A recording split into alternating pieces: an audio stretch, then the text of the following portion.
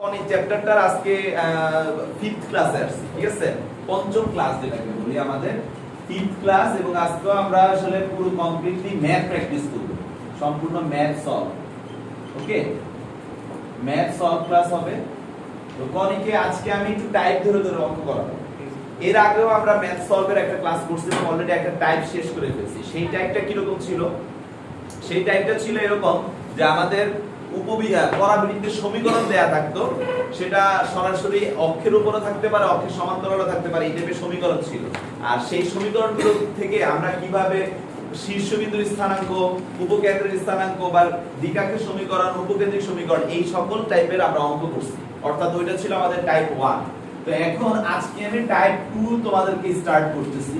Type 2 আমি যদি বই অনুযায়ী সিরিয়াল করেও বলি বা যেভাবে বলি, মানে ধরো টাইপ 2 তে আমি যেটা শেখাতে যাচ্ছি, এটা হচ্ছে এরকম যে তোমাদের একটা পরাবৃত্তের উপকেন্দ্রিক দূরত্ব দেয়া থাকবে, একটা পরাবৃত্তের সমীকরণ দেয়া থাকবে, পরাবৃত্তের সমীকরণ থাকবে, পরাবৃত্তের সমীকরণ, এবং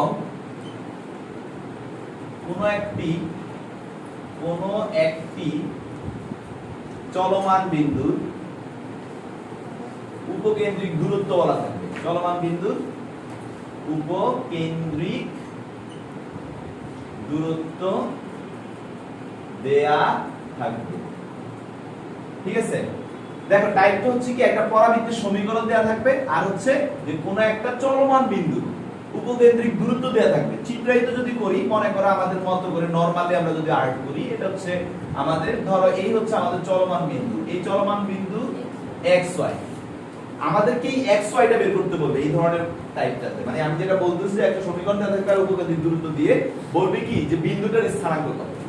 আমাদেরকে কোশ্চেনটা করবে কি যে বিন্দুটার x এর মান কত আর কি y এর মান কত। এখন বিন্দুটাতে এখানেও হইতে পারে আমার সেম, এখানেও তো হইতে পারে আমাদের, তার মানে অ্যানসারটা আসবে প্লাস এ মাইনাসে। x এর প্লাস আসলে y এর কি আসবে মাইনাস, প্লাস মাইনাস আসবে। তো সেখানে আমরা পরে যাচ্ছি, তো আমাদের টাইপটা আগে বুঝতে হবে। তাহলে এই ধরনের অঙ্ক, মনে করো তোমাদেরকে যদি একটা অঙ্ক আমি যদি বলি, ধরো এরকম আমি বই থেকে যদি বলি, যেমন আমাদের বইয়ের দেওয়া আছে কি যে y² 8x, y² 8x, এইভাবে একটা পরাবৃত্ত দিয়েছে। আর এখানে তো স্যার আপনি বলছেন যে উপকেন্দ্রিক দূরত্ব দেওয়া থাকবে। হ্যাঁ হ্যাঁ, p ইনটু যে স্থানাঙ্ক, মানে এই যে উপকেন্দ্র থেকে এই ডিসটেন্সটুকু আমাদের দেয়া থাকবে। কিন্তু স্যার ওটা তো xy দেওয়া থাকবে না মনে হয়। না না না না, ওটা চাইবে তোমার কাছে। তো তোমাকে দুইটা জিনিস দেয়া থাকবে, একটা হচ্ছে পরাবৃত্তের সমীকরণ দেয়া থাকবে, আরেকটা হচ্ছে এই যে উপকেন্দ্র থেকে এই চলমান বিন্দু বা এই উপকেন্দ্র থেকে এই যে চলমান বিন্দু, এই দূরত্বটা বলা থাকবে। তাহলে দূরত্বটা আর হচ্ছে সমীকরণ দেওয়া দরকার করতে হবে। এখন আমরা কিন্তু জানি উপকেন্দ্রিক দূরত্ব ফর্মুলাটা কি হবে, উদয় বলো তো। x উপকেন্দ্রিক দূরত্ব হচ্ছে কি sp x plus a, minus কেন হবে, xp কি sp x প্লাস a, বুঝতে পারছি না, প্রমাণ সহকারে দেখিয়েছিলাম। তো স্যার এই যে এটা আমার জানা লাগবে, x তো আমার দরকারই আছে, জি স্যার। দূরত্ব যেহেতু প্রশ্নে দেয়াই থাকবে, তাহলে আমাদেরকে একটা অঙ্ক দিছে বইয়ে যে y² 8x, এবং উপকেন্দ্রিক দূরত্বটা দেওয়া আছে কত, উপকেন্দ্রিক দূরত্বটা দিয়েছে 8। তাহলে উপকেন্দ্রিক দূরত্ব হয়েছে কত দেওয়া আছে 8। তার মানে আমি কিন্তু sp টা জানি, তাহলে 8 কি হবে, তাহলে a এর মান আমার এখান থেকে আমি জানতে পারবো। তাহলে a এর মান জানি, 8 জানি, x এর হয়ে গেল। এবার x এর মানটা, এটা কি আমার এই যে চলমান বিন্দু, এটা কি এই সঞ্চার পথের সমীকরণ না? তার মানে আমি যখন x এর মান এখানে বসাই দেব, তখন আমি y এর মান পেয়ে যাব। এই y এর মান আর x এর মান তো আমাদের স্থান বুঝিনি। হ্যাঁ, আমি এখন করব। তো স্যার এই হচ্ছে আমাদের একটা পরাবৃত্তের সমীকরণ দেয়া থাকবে। কোন নাম্বার এটা আমি আমার মত করে করাচ্ছি, বইয়ের সাথে না, আমি টাইপ আকারে করাবো। 2 বইয়ের 6 এর 2। তাহলে পরাবৃত্তের সমীকরণ দেয়া থাকবে, আর হচ্ছে উপকেন্দ্রিক দূরত্ব দেয়া থাকবে। আর আমাদের কাছে জানতে চাইবো যে একটা চলমান বিন্দুর যে বিন্দু থেকে উপকেন্দ্রিক দূরত্ব দেওয়া আছে, মানে p থেকে উপকেন্দ্রিক দূরত্ব দেওয়া আছে, এই p বিন্দুর স্থানাঙ্ক আমাদের কাছে চাইবে। দুইটা থেকে কি ক্লাস দুইটা আসবে, হ্যাঁ প্লাস মাইনাস আসবে। আমরা চিত্রতে দেখতেই পাচ্ছি y এর মান কয়টা, দুইটা। এইজন্য আমাদের প্লাস মাইনাস নিব। তো আমরা এভাবে লিখব, দেয়া আছে কোশ্চেনটার জন্য আমরা অঙ্কটা এভাবে সলভ করব। দেয়া আছে কি, দেয়া আছে y² 8x। এখন আমরা জানি এটাকে পরাবৃত্তের রূপে নিলে আমরা কিভাবে নিব, y² 4 2 x, তাহলে 4x হয়ে গেল। তাহলে আমাদের এখানে এটাকে আমরা 1 নং দিয়ে রাখি, এখানে a ইজ ইকুয়াল টু কত 2। তারপরে আবার আমরা জানি আমাদের আরো একটা জিনিস দেওয়া আছে। কি দেওয়া আছে? উপকেন্দ্রিক দূরত্ব ইজ ইকুয়াল টু কত x প্লাস 8। এখন উপকেন্দ্রিক দূরত্ব প্রশ্নে দেওয়া আছে, কত দেওয়া আছে 8। তাহলে বা 8 is equal two x plus a কত 2, তাহলে x প্লাস 2 বা x ইজ ইকুয়াল টু কত 6। তা আমরা x এর মানটা এখন 1 নং সমীকরণে বসায় দেব। তাহলে 1 নং সমীকরণে x ইজ ইকুয়াল টু 6 বসাই। তাহলে আমরা যদি বসাই তাহলে y square is equal two 8 into 6 বা y square is equal two 6 8 48। 48 মানে কত 348। তার মানে y square is equal two হচ্ছে 3 ইনটু 16, রাইট কি না? আমরা তাহলে y বর্গমূল করলে আমাদের 4√3 প্লাস মাইনাস। তাহলে অতএব চলমান বিন্দুর স্থানাঙ্ক কি আসে আরিয়ান? 6। চলমান বিন্দুর স্থানাঙ্ক 6, প্লাস মাইনাস 4√3। এই তো এইভাবে করে ফেলবো। তো এই টাইপের অঙ্ক আমাদের একটু বেশি আসে, আমি টাইপ আকারে তোমাদেরকে দেখাবো।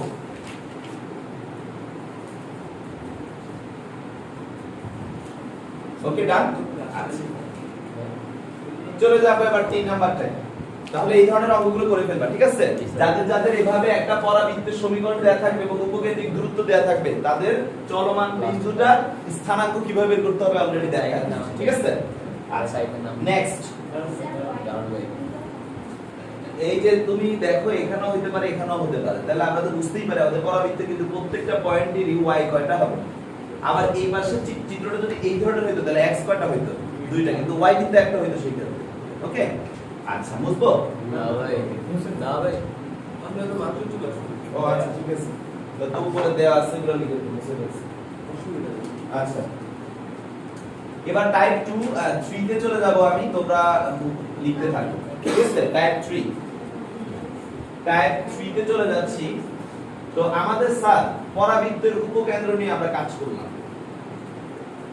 এবার আমাদেরকে পরাবৃত্তের মনে করে দেখো, আমি তোমাদেরকে বেসিক পড়াইছিলাম যে পরাবৃত্তের সমীকরণ নির্ণয় একটা বেসিক পড়াইছি, যে আমাদের যদি উপকেন্দ্র দেয়া থাকে এবং কি দেয়া থাকবে নিয়ামক রেখা দেয়া থাকে, তাহলে সেই ক্ষেত্রে আমরা পরাবৃত্তের সমীকরণ কিভাবে নির্ণয় করব। ওকে, তো আমি এখন সেইটাই বিশিষ্ট অঙ্ক করাবো। একটা অঙ্ক একটু দেখে রাখি। আচ্ছা, এই অঙ্কটাই করাবো, সমস্যা নেই। তো এবার টাইপ 3 তে হচ্ছে উপকেন্দ্র কমা নিয়ামক রেখা হতে পরাবৃত্তের সমীকরণ নির্ণয়। Okay fine.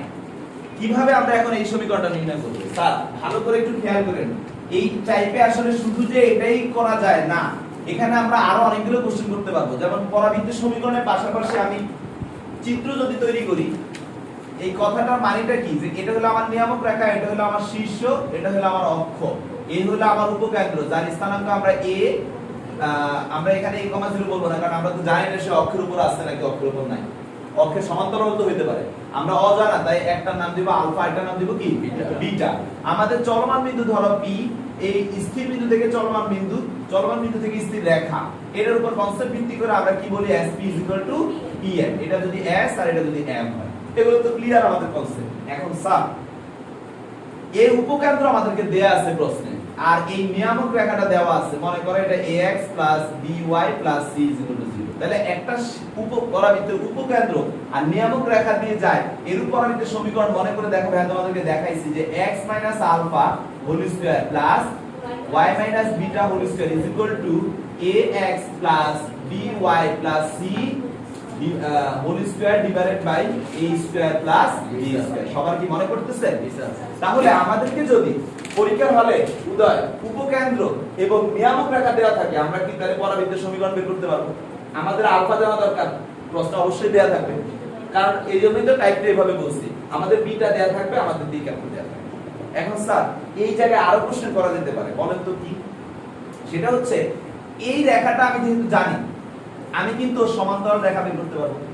আমরা সরল রেখা শিখেছিলাম যে কোন একটা রেখা সমান্তরাল রেখা। আবার আমি যেহেতু এই রেখাটা জানি, আমি কিন্তু এই রেখাটা ওর সাথে কিভাবে আছে, অক্ষরেখাটা, তাহলে আমরা এই রেখা লম্ব রেখা বের করতে পারবো। পারবো কিনা? তাহলে আমাদের কি স্যাররা চাইলে বা পরীক্ষার ফলে কি এই উপকেন্দ্র আর নিয়ামক রেখা দিয়ে আমাদের কাছে চাইলে কি সে এই অক্ষরেখা চাইতে পারে কি পারে না?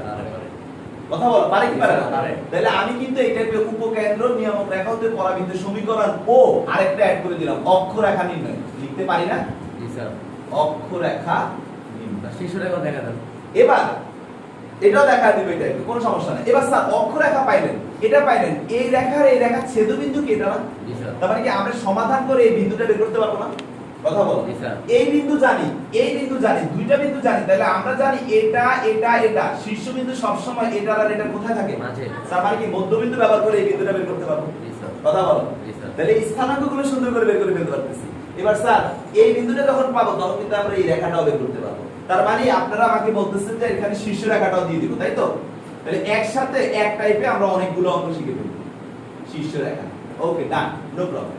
তাহলে একটা দেখো কি দেওয়া আছে, অনলি প্রশ্নে দেয়া থাকবে অনলি উপকেন্দ্র আর কি দেয়া থাকবে, নিয়ামক রেখা। সেটা থেকে দেখো আমরা সবকটা সমীকরণ বের করতে পারতেছি। এই আমরা কিন্তু চাইলে উপকেন্দ্রিক লম্বের সমীকরণ বের করতে পারবো। জি স্যার। আমরা চাইলে উপকেন্দ্রিক লম্বের সমীকরণ এটাও অ্যাড করে দেব। কি? উপকেন্দ্রিক লম্বের সমীকরণ। এখন স্যার বুদ্ধি থাকলে ঘর জামাই থাকা লাগবে। বুদ্ধি কিন্তু অনেক আছে। সর্বপ্রথম আমি টার্গেট করব এইটাকে, কারণ এইটা যদি বানায় ফেলতে পারি, পরাবৃত্তের সমীকরণ পেয়ে গেলে তো আমরা টাইপ 1 এ গত ক্লাসে শিখছি একটা সমীকরণ, বৃত্তের সমীকরণ থেকে কিভাবে এগুলো সব বের করতে হয় শিখছি না? তার মানে কিন্তু আমরা জ্যামিতিক কনসেপ্ট, সরল রেখার কনসেপ্ট ছাড়াও কিন্তু যদি এটা বের করে ফেলি আমরা কিন্তু এগুলো বের করে ফেলতে পারবো। সেটা নিয়মটা আপনাদেরকে শেখানোই আছে। কথা কি বুঝা গেছে? এখন যেটা আমাদের সময় স্বল্পতা আনবে, সময় যেটা কম হবে আমরা সেটাই করব। তো আমার তো মনে হয় বৃত্তের সমীকরণ বের করে করলে আমাদের সময় কম হবে, রাইট কি না? তো স্যার এখন চলেন আমরা শুরু করি বিসমিল্লাহ দিয়ে। আগে আমরা আমাদের পরাবৃত্তের সমীকরণ নির্ণয় করব। আমাদেরকে একটা অঙ্ক মনে করে দেওয়া আছে এই টাইপের যে 1 1 উপকেন্দ্র, মনে করো একটা ম্যাথ দিচ্ছি, 2 নম্বরটা করো। একটা করলেই হবে, সমস্যা নেই, নিয়ম বুঝে নিই। হাতে রাখ। 1 1 উপকেন্দ্র, 1 1 উপকেন্দ্র আর একটা নিয়ামক রেখা দেওয়া আছে 3x 4y is equal to 1। এটা হচ্ছে নিয়ামক রেখা, এটা হচ্ছে উপকেন্দ্র। এটাই দিছে, দিয়ে বলতেছে যে একটা পরাবৃত্ত কি কি চাইছে, যে পরাবৃত্তের সমীকরণ নির্ণয় করে এবং অক্ষের সমীকরণ নির্ণয় করে। কয়টা জিনিস চাইছে? দুইটা। এই যে উপকেন্দ্র দেওয়া আছে, এই যে নিয়ামক রেখা দেওয়া আছে, দিয়ে দুইটা কোশ্চেন চাইছে। এক হচ্ছে পরাবৃত্তের সমীকরণ, আরেকটা চাইছে অক্ষের সমীকরণ। তো স্যার আমি তো এগুলা চেয়ে আরো বেশি বলছি, তাই না? জি স্যার। অক্ষ, শীর্ষ রেখা, উপকেন্দ্রিক লম্ব সবগুলা বলছি। তো যাই হোক, এই ডাটাটুকু দেয়া থাকলে আমরা কিন্তু আসলেই সব বের করতে পারবো, কিচ্ছু বাকি থাকবে না। যত কোশ্চেন করা যায় পরাবৃত্তে সবই করতে পারবো, শুধু এই ডাটা আর এই ডাটা দেয়া। তো চলো আমরা শুরু করি বিসমিল্লাহ দিয়ে। তো সর্বপ্রথম আমরা এভাবে বলবো যে উপকেন্দ্র, শুরুটা আমাদের এইভাবে হবে 1, 1 মানে আলফা বিটা, এবং নিয়ামক রেখা 3x 4y, 1 কে এই পাশে নিয়ে আসলে -1 0 বিশিষ্ট পরাবৃত্তের সমীকরণ হলো x - 1 whole square plus y - 1 whole square is equal to 3x plus 4y minus 1 whole square divided by 3 square plus 4 square। আশা করি সবাই বুঝতে পারছি। এবার স্যার এটাকে আমরা সলভ করব। এটা a minus b whole square সূত্র ভাঙলে কি আসে? x square minus 2x plus 1, এটা আসে y square minus 2y plus 1 is equal to, এইখানে দেখো এইখানে কি আসতেছে, আমরা এটাকে দুটো ভাগে বিভক্ত করি, a minus 1 কে b বলি। তাহলে সেটা করলে সহজ করে যদি করি 3x plus 4y whole square minus 2ab minus 2 into 3x plus 4y, b হচ্ছে 1 plus b square that is 1 divided by 9 plus 16 এটা এই পাশে গুণ হয়ে যাবে 9 আর 16 হচ্ছে 25 25 এই পাশে গুণ হয়ে গেলে আমাদের আসে 25x স্কয়ার minus 50x 1 1 হচ্ছে 2 that means 50y square 25y square sir ওটা স্যার 29 হ্যাঁ 25y square 50y আর এই পাশে যেটা 3x square that is 9x square 16y square plus 2 into 3 into 4 12 24xy minus 6x minus 8y plus 1 okay G sir তো sir এবার আমরা সব এক পাশে নিয়ে আসি তো সব কিছু যদি আমরা এক পাশে নিয়ে আসি 25x square plus 25y square এই পাশ থেকে 9x square minus 16y square minus 50x plus 6x minus 50y plus 8y তাহলে এটা গেল এখন শুধু ধ্রুবমান বাকি এখানে 50 আচ্ছা minus 24xy এখানে আছে 50 আর এখানে আছে 1 তার মানে হচ্ছে 50 minus 1 is equal to 0 তো স্যার আমরা যদি এখন লাস্ট দিকে আসি 25 থেকে 9 চলে গেলে থাকে 16x স্কয়ার 25 থেকে 16 চলে গেলে থাকে 9y স্কয়ার এরপরে আমাদের যেটা আসে সেটা হচ্ছে 50 থেকে 6 চলে গেলে থাকে -44x -42y -24xy plus 49 is equal to 0 এটা হচ্ছে আমাদের অ্যানসার আসছে ওকে ঠিক আছে তো এখন এই জায়গায় যদি তোমরা অ্যানসারটা লিখে চলে আসো তোমাদের অবশ্যই কারেক্ট থাকবে কিন্তু তোমরা চাইলে এটাকে আরেকটু ছোট করতে পারো সেটা কিভাবে এই যে এই পার্ট এইটা আর এখান থেকে কিছু নিয়ে a plus b by a minus b কনসেপ্টে নিতে পারি কারণ এই যে 2ab তে আসতে পারো জি স্যার তো স্যার আমি যদি এই লাইনটাকে লিখি ক্যামেরাটা একটু দেখো এদিকে আসেন আসতেছে হ্যাঁ ওকে তো স্যার এখানে আপনারা একটু খেয়াল করেন 16x স্কয়ার কে আমি যদি এভাবে লিখি 4x whole square plus 2 into 4x তাহলে 4 দুগুণে 8 আর লাগবে 3y দেখো অটোমেটিক্যালি 3y কিন্তু আছে জি স্যার তাহলে 3y plus plus 3y whole square আর বাকি যারা আছে তাদেরকে বাইরে রেখে দিব 44x 42y plus 49 is equal to 0 তাহলে এখানে আমাদের যেটা আসে 24x minus 3y whole square minus 44x minus 42y plus 49 is equal to 0 তো এটাই হচ্ছে আমাদের পরাবৃত্তের সমীকরণ হ্যাঁ ওকে তো আমরা আমাদের পরাবৃত্তের সমীকরণটা পেয়ে গেলাম তাহলে একটা উপকেন্দ্র দেয়া থাকলে কিভাবে পরাবৃত্তের সমীকরণ নির্ণয় করতে হবে আমরা নিশ্চয়ই বুঝতে পারছি সবাই ওকে এখন মুশফিক সবাই খেয়াল করো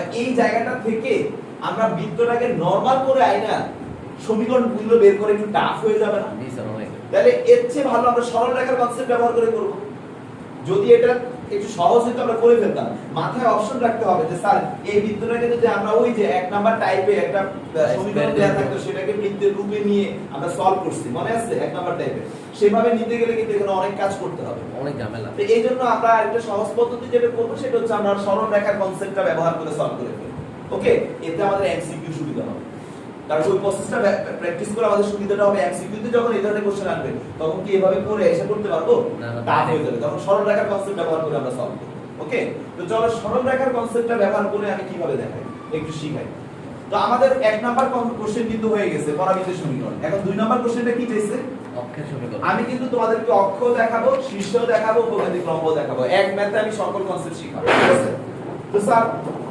তাহলে এই অনুমতি দিলে বুঝবো জি স্যার ওকে ফাইন তাহলে আমরা উপকেন্দ্র দেয়া থাকলে কিভাবে বৃত্ত রেডি করতে হয় বুঝতে পারছি তো জি স্যার। আজকে পর থেকে পারবা না জি স্যার আচ্ছা এবার আসো যে স্যার বৃত্তের সমীকরণ তো করেই ফেললাম পরীক্ষার হলে আমাদের যদি এখন অক্ষের সমীকরণ চাই তাহলে কিভাবে করব তো সবাই একটু খেয়াল করো নিয়ামক রেখা আর অক্ষ রেখার মধ্যে একজন আরেকজনের সাথে কিভাবে আছে লম্বভাবে লম্বভাবে তো আমরা জানি যে একটা লম্ব রেখার সমীকরণের সূত্র হচ্ছে রেখাটা একটা রেখা যদি ax + by + c = 0 হয় 0 হলে তার লম্ব রেখাটা কি হবে, সহগ চেঞ্জ হবে, তাই না? আর দেওয়াই তার মানে হাত চেঞ্জ করলে by আর bx ay এদের মাঝে যে চিহ্নটা থাকে তার Minus. কোন চিহ্ন দেব, Minus. অপোজিট, মাইনাস থাকলে দিব প্লাস, প্লাস থাকলে দিব মাইনাস, আর ধ্রুবকটা চেঞ্জ করে দেব, ধ্রুবক চেঞ্জ করে দেব। ওকে, তাহলে স্যার আমরা তো নিয়ামক রেখার সমীকরণটা আমাদের দেয়াই আছে, তার মানে এই রেখাটা আমাদের যেহেতু দেওয়া আছে, তাহলে এই রেখার সাথে অক্ষরেখা কিভাবে আছে, লম্ব। লম্ব। তাহলে আমরা এভাবে লিখি যে আবার নিয়ামক রেখা অক্ষরেখার উপর লম্ব। তাহলে অতএব অক্ষরেখার সমীকরণটা কি হবে, অক্ষরেখার সমীকরণ হলো আমাদের 3 চলে যাবে y এর কাছে, 4 চলে আসবে x এর কাছে, তাহলে 4x ওদের মাঝে প্লাস আছে, তাহলে মাইনাস দিব, 3y k কি হবে 0। তাহলে এটা হলো আমাদের ধরো 2 নং দিলাম, আগে যদি 1 নং দিয়ে থাকি কোথাও। এখন স্যার আমাদের এখানে সম্পূর্ণ শেষ কি আছে অজানা, কে। আমি তোমাদেরকে ফার্স্ট ইয়ারে যখন সরলরেখা পড়িয়েছি তখন কিন্তু বারবার করে বলেছি যে আমাদের কোন একটা সমীকরণের অজানা রাশির মান বের করতে হলে তাকে কোন একটা বিন্দু দিয়ে যেতে হবে, কি দিয়ে যেতে হবে, মনে পড়ে এই কথাটা? তাহলে এই রেখাটা দেখো কোন না কোন বিন্দু দিয়ে কিন্তু যাচ্ছে, সেই বিন্দুটা কে, উপকেন্দ্র 1 1 দিয়ে যাচ্ছে। তাহলে আমরা লিখব যে 2 নং, স্যার আমরা কিন্তু লিখতাছি না, 1, 1 আমি বুঝবো না, তোমরা পরে লিখো, বিন্দু দিয়ে যায়। তাহলে 2 নং যদি 1, 1 বিন্দু দিয়ে যায় তাহলে 4 1 3 1 k 0, বা 4 3 that is 1 k 0, অতএব k কি -1। তাহলে আমরা k এর মান এখানে বসা দেব। তাহলে আমরা লিখব যে 2 নং এ k -1 বসাই। তাহলে স্যার 2 নং এ যখন k আমরা -1 বসাবো তাহলে কি আসছে, যে 4x 3y -1 0। এটাই হচ্ছে আমাদের অক্ষরেখার সমীকরণ। কনসেপ্ট কি বুঝা গেছে? জি স্যার। ক্লিয়ার তো 100%? তাহলে এবার অক্ষরেখার পার্টটা তোলো, তারপরে ভাই বাকিগুলো দেখাও। সবাই অক্ষরেখার পার্টটা তোলো। 4x 3 1 0। সরলরেখাটা আবার একটু মিট করো। বুঝতেছেন? ম্যাথ তোলার সময় পজ করে রাখো, ম্যাথ তোলার সময় পজ করে দাও। তো আমরা উপকেন্দ্র এবং নিয়ামক রেখা দেওয়া থাকলে পরাবৃত্তের সমীকরণ বের করা শিখছি, অক্ষের সমীকরণ বের করা শিখছি। তা আমাদের এই দুইটা লাইন আমরা, এটা আমাদের দেয়া ছিল, এটা আমরা বের করছি। আমরা কি চাইলে এখন এটা বের করতে পারবো, কিন্তু এটা বের করার জন্য একটা প্রবলেম কি, যে এইরকম যে একটা ধ্রুবক আসবে, সেই ধ্রুবক কিভাবে বের করব? তার ধ্রুবক বের করতে হলে তাকে একটা কোন কি দিয়ে যেতে হবে, বিন্দু দিয়ে যেতে হবে। এখন বিন্দুর তো মান আমরা জানি না, তাহলে এটা জানা লাগবে না আমাদের। এখন এটা জানতে গেলে আমাদের একটা কাজ করতে হবে, এটা জানতে হবে। তাহলে মাঝখান বিন্দুটা কেন এটা জানতে হবে?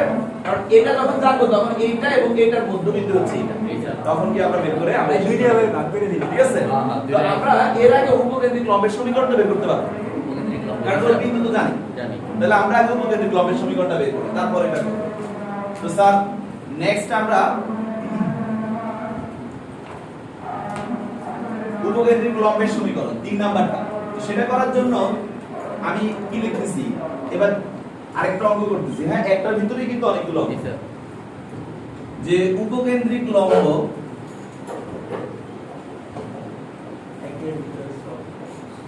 লম্বরেখা ছোটখাটো করতাম, অক্ষরেখা না, অক্ষরেখা দরকার নাই, নিয়ামক রেখা, কারণ আমাদের প্রশ্ন দেওয়া থাকবে নিয়ামক রেখাটা, ঠিক আছে? এখানে কাকে দেওয়া আছে, নিয়ামক রেখা। তাহলে নিয়ামক রেখার সাথে সে কিভাবে আছে বলো তো? লম্ব হিসাবে। লম্ব না সমান্তরালে আছে? কোন রেখা? নিয়ামক রেখার লম্ব রেখা সমান্তরাল। নিয়ামক রেখার অক্ষ রেখার ছেদবিন্দুটাই তো সেই। না না, ওটা তো পরে, আগে আমরা এই সমীকরণটা বের করতেছি। ওইটা যে তাহলে উপকেন্দ্রিক লম্বের উপকেন্দ্রিক লম্ব রেখা নিয়ামক রেখার সমান্তরাল। তাহলে অতএব উপকেন্দ্রিক লম্ব রেখা, উপকেন্দ্রিক লম্ব রেখা নিয়ামক রেখাটা হচ্ছে 3x 4y। আমরা জানি সমান্তরাল রেখার সমীকরণটা কি, সূত্রটা লিখে দিই। ax by c 0 হলে এর সমান্তরাল সমান্তরাল রেখা হলো কি ax সেম থাকবে সবকিছু, কোথায় চেঞ্জ হবে মানে কে চেঞ্জ হবে? ধ্রুবকে আমরা অন্য একটা ধ্রুবক মান পাবো, ঠিক আছে। তাহলে উপকেন্দ্রিক লম্ব রেখা, অতএব উপকেন্দ্রিক লম্ব রেখা কি হবে স্যার 3x 4y k কি 0। এর আগে যেহেতু একটা সমীকরণ দিয়েছিলাম তাহলে এটাকে 3 নং সমীকরণ দিই, যদিও এটা আলাদা একটা ম্যাথ। তারপরে তাহলে এখন দেখো কি জানা লাগবে আমাদের এই অঙ্কটা সলভ করতে 3 দিন কে জানতে হলে তাকে কি দিয়ে যেতে হবে একটা বিন্দু দিয়ে। দেখো তো সে একটা বিন্দু দিয়ে যাচ্ছে, উপকেন্দ্র মানে 1 1 দিয়ে যাচ্ছে, তাহলে 3 নং রেখা 1,1 বিন্দু দিয়ে যায়। তাহলে 1,1 বিন্দু দিয়ে গেলে 3 into 1 4 into 1 plus k is equal to 0, বা আমরা পেয়ে যাচ্ছি k এর মান -7। তাহলে 3 নং এ আমরা k এর মান বসাই। 3 নং সমীকরণে k is equal to -7 বসাই। তাহলে স্যার আমাদের কি আসে 3x 4y 7 is equal to 0। 3x 4y 7 is equal to 0। ওকে, তো স্যার আমরা পেয়ে গেলাম আমাদের উপকেন্দ্রিক লম্বের সমীকরণ। কয়টা পেলাম সমীকরণ?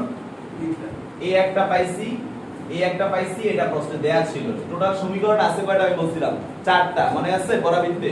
এখন বাকি আছে কোনটা? শীর্ষবিন্দুতে স্পর্শক রেখা সমীকরণ, যাকে বের করতে গেলে আমার এই বিন্দু জানা নাই, এটা জানা আছে। আবার এটা বের করতে পারবো, কিভাবে বের করতে পারবো? কারণ অক্ষরেখাও জানি, নিয়ামক রেখাও জানি, দুইজনের ছেদবিন্দুটাই কি তার স্থানাঙ্ক। তাহলে এই ছেদবিন্দু বের করার পরে এই স্থানাঙ্ক জানি, এই স্থানাঙ্ক জানি, তাহলে এই দুইজনের মধ্যবিন্দুটা কি? এটা মধ্যবিন্দু কনসেপ্ট ব্যবহার করব। তাহলে চলো আমরা সেটাও করি। Okay fine. তাহলে এবার আমরা যে কাজটা করি, এবার আমরা শীর্ষ রেখা মানে শীর্ষবিন্দুতে স্পর্শক রেখা সমীকরণ নির্ণয় করব। শীর্ষবিন্দুতে স্পর্শক রেখা। তো স্যার এটা করার জন্য আমাদের এক ফার্স্ট স্টেপ যেটা, সেটা হচ্ছে আমাদের নিয়ামক রেখা এবং অক্ষরেখার কি বের করতে হবে? ছেদবিন্দু বের করতে হবে। তো আমরা চলো নিয়ামক রেখা এবং অক্ষরেখার ছেদবিন্দু বের করি। 4 নাম্বার পার্ট। এবার আমরা যেটা করতেছি সেটা হচ্ছে শীর্ষবিন্দুতে স্পর্শক রেখা বের করতেছি। তো নিয়ামক রেখাতে তো আমরা কোনো সমীকরণ দিয়ে আসিনি, তাই না? আচ্ছা, আমরা এটার জন্য শুরু থেকেই করি যে নিয়ামক রেখা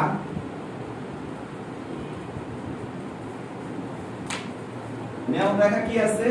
3x 4y 1 is equal to 0। আর অক্ষরেখা আমরা কি পাইছি?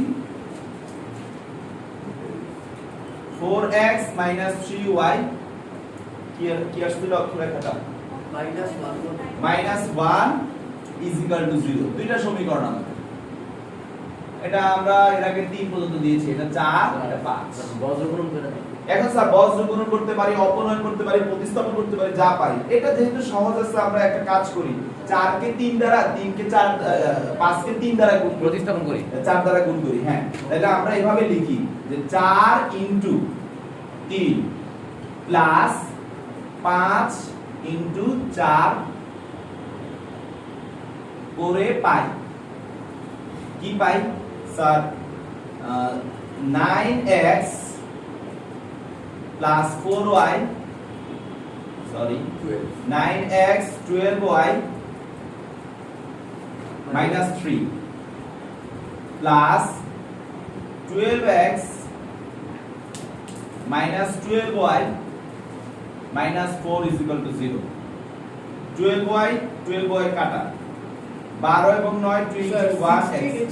হ্যাঁ 16x না? গুণ করেছি, হ্যাঁ। এটাকে 3 দ্বারা গুণ করলে 9x 12y -3 এরপরে ও, 16। হ্যাঁ 16x, thank you 16x।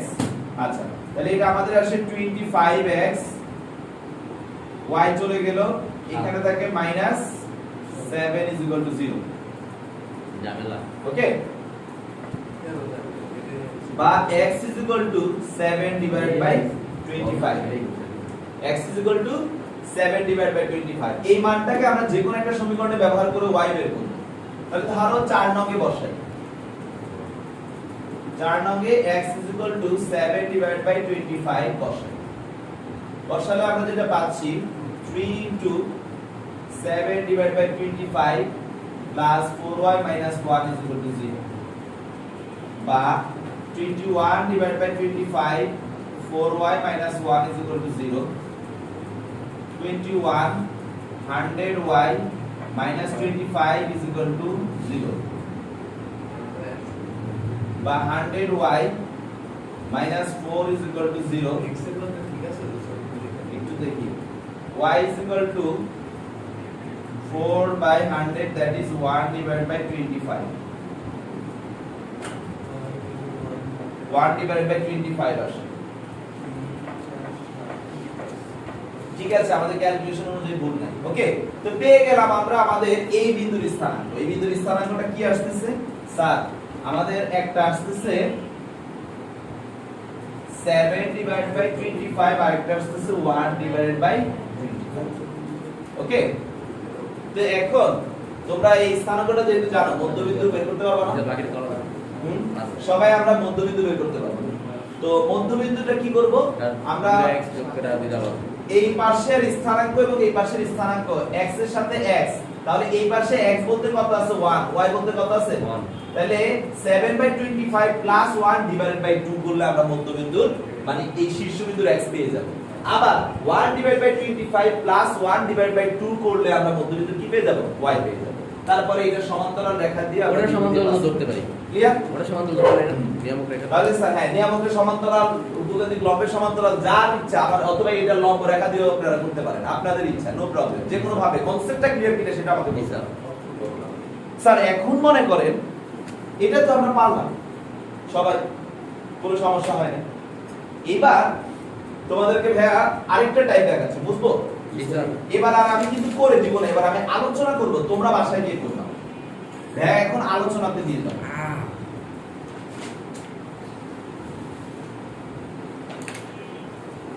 Ready তো সবাই স্যার সব ঠিক আছে এবার আর উপকেন্দ্র দিব না এবার পরীক্ষা হলে আপনাদেরকে আমি দিব শীর্ষ শীর্ষ দিব আর নিয়ামক রেখা দেব কি দিব শীর্ষ এবং নিয়ামক রেখা টাইপ নাম্বার 4 তাহলে চিত্রটা যদি আমরা ড্র করি এর বইয়ে নাই মনে অবশ্যই আছে বই পেতে দিন এটা হচ্ছে নিয়ামক রেখা এটা ax by c 0 আর মনে করো শীর্ষ এটা আমরা জানি না কত আমরা আপাতত নাম দিলাম আলফা কমা বিটা এবার তোমাকে শীর্ষ দেয়া থাকবে নিয়ামক রেখা দেয়া থাকবে এই দুইটা ব্যবহার করে কোশ্চেন নাম্বার 1 পরাবৃত্তের সমীকরণ কি হবে কোশ্চেন নাম্বার 2 অক্ষরেখার সমীকরণ কি হবে শীর্ষ রেখার সমীকরণ কি হবে উপকেন্দ্রিক লম্বের সমীকরণ কি হবে সব তোমার কাছে দেখতে হবে কথা কি বুঝা যাচ্ছে স্যার তো স্যার এই যে কোশ্চেনটা এটা কিন্তু ভাই বুঝাবো এটা আর করে দিব না যদি বলো করে দিতে অবশ্যই আমি করে দিব নো প্রবলেম এখন স্যার সর্বপ্রথম পরাবৃত্তটাতে অ্যাটাক করার আগে আপনারা যাকে অ্যাটাক করবেন সে হচ্ছে অক্ষরেখাটাকে বের করবেন সর্বপ্রথম দেখেন অক্ষরেখার জন্য কিন্তু কোনো না কোনো বিন্দু কিন্তু তোমার দরকার ছিল পেয়েই গেছে কারণ তোমাকে কি দেওয়া আছে শীর্ষ নিয়ামক রেখা লম্ব রেখা অক্ষরেখা একটু আগে যেভাবে করাইছি স্যার মাইনাস করে দিন স্যার কি নিয়ামক রেখার উপরে এই রেখাটা কিভাবে আছে তাহলে লম্ব রেখা করে আলফা বিটা বিন্দু দিয়ে পাস করে আমি অক্ষরেখা পেয়ে গেলাম স্যার স্টেপটা নাম্বার 1 স্টেপ নাম্বার 1 হচ্ছে নিয়ামক রেখা লম্ব রেখা দিয়ে কি বের করব অক্ষরেখা বের করব আচ্ছা এক নাম্বার স্টেপ হলো স্টেপ 1 গেল কি নিয়ামক রেখার লম্ব রেখা করে কি বের করব অক্ষরেখা গুড এবার স্টেপ 2 তে আসো স্যার অক্ষরেখা যখন পেয়ে গেছেন কিছুক্ষণ আগেই না আমি এই রেখা আর এই রেখা ছেদবিন্দু করাইছি জি স্যার সমাধান করে তার মানে এটা যখন জানবেন এটা জানেন মধ্যবিন্দুর কনসেপ্ট ব্যবহার করে উপকেন্দ্র জেনে যাব আর আমরা যখন উপকেন্দ্র পেয়ে যাব নিয়ামক রেখা আছে একটু আগে না শিখেছি উপকেন্দ্র আলফা বিটা এবং নিয়ামক রেখা বিশিষ্ট পরাবৃত্তের সমীকরণ হচ্ছে x আলফা তো মধ্যবিন্দু না পা দিতে দাও এটা তো আছে এটা কিন্তু তাহলে ওই যে তখন কনসেপ্টে চলে আসে দেখো কিভাবে মিলে আসছে জিওমেট্রি সরলরেখা পারলে আমরা করতে পারবো তাহলে স্টেপ নাম্বার 2 তে কি আসছে স্টেপ 1 গেল স্টেপ 2 স্টেপ 2 তে হচ্ছে নিয়ামক রেখা এবং অক্ষরেখা ছেদবিন্দু বের করব নিয়ামক রেখা ও অক্ষরেখা ছেদবিন্দু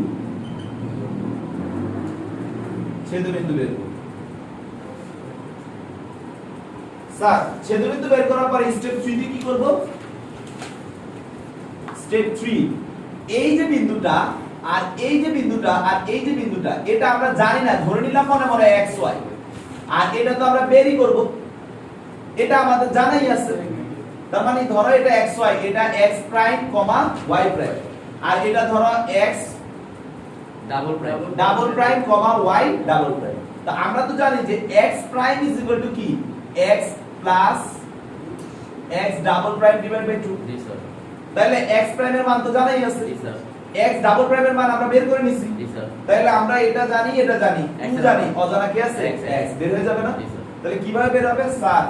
x is equal to 2x prime minus x double prime, right কি না? এই কনসেপ্ট থেকে আমরা বের করে ফেললাম। অনুরূপভাবে y is equal to কি হবে? 2y prime minus y double prime, right কি না? কথা বল। জি স্যার। তো স্যার মূল কথা হচ্ছে আমাদের কনসেপ্টটা বুঝতেছি কিনা, মধ্যবিন্দুর কনসেপ্ট ব্যবহার করে এটা বের করব। শেষ। তাহলে আমরা কি করব, যে ধরো এটাকে আমরা যদি z নামকরণ করি, এটাকে আমরা a নামকরণ করি, আর এটা আমাদের কি নামকরণ করি? s। মনে আছে তো আমরা এইভাবেই নামকরণ করেছি। তাহলে আমরা কি করব, যে z a s হতে মধ্যবিন্দু নির্ণয়ের কনসেপ্ট ইউজ করে s এর স্থানাঙ্ক বের করব। তো স্যার এখন একটু খেয়াল করেন, আপনারা যখন s পেয়ে গেলেন, ভাইয়া বলেছি যে আমরা এই বিন্দুটা জানি আর এই রেখাটা অলরেডি বের করে ফেলছি। তাহলে এই রেখার ছেদবিন্দু বের করব, এটা জানি, এটা জানি। তো এটা জানলে তৃতীয়ত তো আমরা স্থানাঙ্ক চ্যাপ্টার শিখছি, মধ্যবিন্দুর কনসেপ্ট ব্যবহার করে আমরা বের করে ফেলবো, সেটাই বলেছি। ঠিক আছে, যে z মানে এইটা, a মানে হচ্ছে এইটা, আর s মানে হচ্ছে এইটা, এই তিনজনের মধ্যে থেকে মধ্যবিন্দুর কনসেপ্ট ব্যবহার করে s এর স্থানাঙ্ক বের করব। s কে আমাদের উপকেন্দ্র। এখন আমি s যখন জেনে যাচ্ছি, মানে উপকেন্দ্র জেনে যাচ্ছি, নিয়ামক রেখা দেয়া আছে, তাহলে উপকেন্দ্র আর নিয়ামক রেখার কনসেপ্ট ব্যবহার করে কি পরাবৃত্তের সমীকরণ বের করা যাবে না? এর পরের অঙ্ক তো সবগুলোই সেম, আগের কনসেপ্ট। কি কনসেপ্ট কি ক্লিয়ার হয়েছে? জি স্যার। আচ্ছা, এখন টাইপ নাম্বার 5 এ যাব। আজকে গিয়ে বাসায় এই সব নিয়মের অঙ্ক সব সলভ করে দেখতে হবে। আমি টাইপ আকারে পড়ায় দিচ্ছি। আচ্ছা স্যার, ঠিক আছে। আচ্ছা, লাস্টে এরপর জোর দিচ্ছি।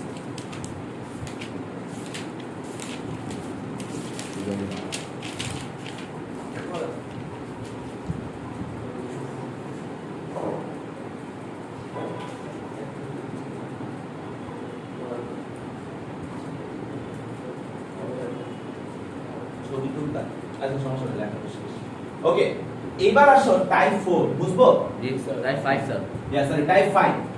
টাইপ 5 হচ্ছে এতক্ষণ ধরে নিয়ামক রেখা কিন্তু মিস করিনি, নিয়ামক রেখা দিয়ে দিছি, এবার নিয়ামক রেখাই দিব। আচ্ছা দিয়ে দিন। তাহলে এবার দিব হচ্ছে কি, টাইপ 5 এ উপকেন্দ্র দিব শীর্ষবিন্দু আর শীর্ষ দিব। পরাবৃত্ত উপকেন্দ্র আর শীর্ষ হতে পরাবৃত্তের সমীকরণ নির্ণয় করব, অক্ষরেখার সমীকরণ নির্ণয় করব। এবার এক্সট্রা করে অ্যাড করতেছি আরেকজনকে, নিয়ামক রেখা। একটু চিন্তা করলেই কিন্তু অঙ্ক সলভ হয়ে যাবে। সবাই একটু খেয়াল করো কনসেপ্টটা। তার মানে কি, যে স্যার আমরা প্রশ্নে এই s আমাদের জানা থাকবে আর এই a আমাদের জানা থাকবে। কি কি জানা থাকবে? s এবং a। সবাই খেয়াল করো, s জানবা আর a জানবা। এখন তোমাকে আমি বলছি পরাবৃত্তের সমীকরণ নির্ণয় করতে, তাহলে মুশফিক পরাবৃত্তের সমীকরণ নির্ণয় করতে গেলে দুটো জিনিস লাগবে, এক হচ্ছে উপকেন্দ্র আর আরেকটা কি? নিয়ামক রেখা। নিয়ামক রেখা। এখন উপকেন্দ্র দেয়া আছে কিন্তু নিয়ামক রেখা দেওয়া নেই, আর একটু আগে নিয়ামক রেখা দেওয়া ছিল, উপকেন্দ্র দেওয়া ছিল না। এবার কি করব? বুদ্ধি। সর্বপ্রথম হচ্ছে মধ্যবিন্দুর কনসেপ্ট ব্যবহার করে এই বিন্দুটা জানা যাবে। স্যার। তার মানে এই এক নাম্বার স্টেপ 1, মধ্যবিন্দুর কনসেপ্ট হতে z বের করব। এটা হচ্ছে z, ক্লিয়ার? স্টেপ 2, স্টেপ 2 তে কি দেখো, এখন কিন্তু আমরা এই z জানি। জি স্যার। এখন কথা হলো স্যার কোন একটা রেখা না জানলে তো লম্ব রেখা বের করতে পারবো না। এখন আচ্ছা এই বিন্দুটা জানি, এই বিন্দুটা জানি, আমি দুইটা বিন্দু দিয়ে যাই সরল রেখার সমীকরণ শিখছি না আমরা? কি ছিল আমাদের দুইটা বিন্দু x1, y1 x2, y2 বিন্দু দ্বয় দিয়ে যায় এরূপ সরল রেখা সমীকরণ মনে পড়ে কি ছিল x minus x1 divided by x1 minus x2 is equal to y minus y1 divided by y1 minus y2 আশা করি সবার মনে আছে জি স্যার তাহলে এই কনসেপ্টটা ব্যবহার করে আমি কোন রেখাটা পেয়ে যাব এটা অক্ষরেখা অক্ষরেখা তাহলে আমরা কি করব দুটি বিন্দু দিয়ে যায়